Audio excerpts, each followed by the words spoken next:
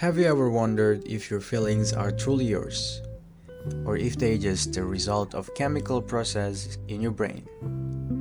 Imagine this, you're feeling intensely happy, excited, or even in love. Yet you know that beneath all of that, there's a flood of chemicals like dopamine, serotonin, and oxytocin at work.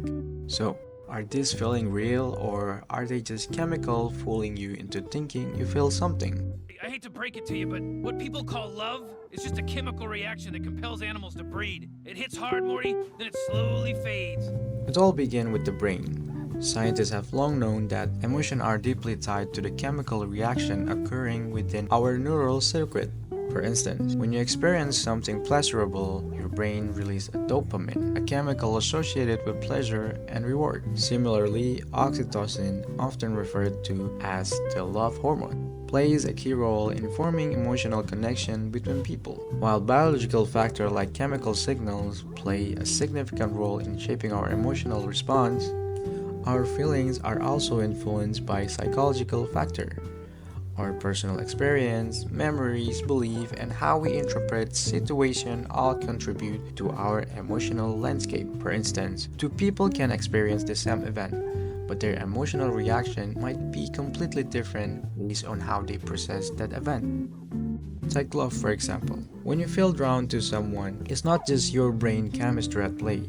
Your life experience, values, and the way you view relationship influence how strongly you connect with that person. This is why a relationship and emotion cannot be reduced to just a set of chemical process. One area where the question of emotion being chemically driven is particularly relevant is in the treatment of mental health conditions like depression. When people experience depression, they are often prescribed with antidepressants, which work by altering balance of neurotransmitters like serotonin in the brain. While this medication can alleviate symptoms of depression and improve mood, they raise an interesting question. Are our feelings real when they are chemically induced? Sometimes I wonder if the emotion I feel under the influence of antidepressant are genuinely mine or if they're simply the result of chemical adjustment. Like when you take a medicine for stomach ache and the pain temporarily disappear. Everyone stop! Stop!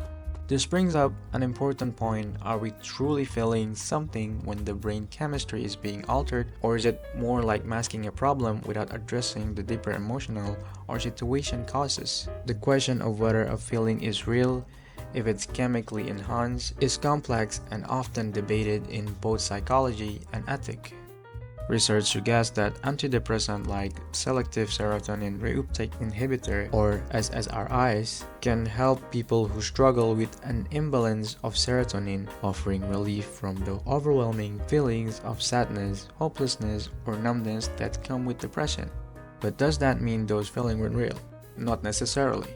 It's more about acknowledging that feelings, while valid, are also a product of complex systems where biology, psychology, and life experience intersect. By taking medication, individuals aren't negating their emotion. They're adjusting their mental state to feel more in control of their thought and reaction. This brings me to an important reflection on the contrasting approaches used by psychologists. Some therapists and psychiatrists immediately turn to medication.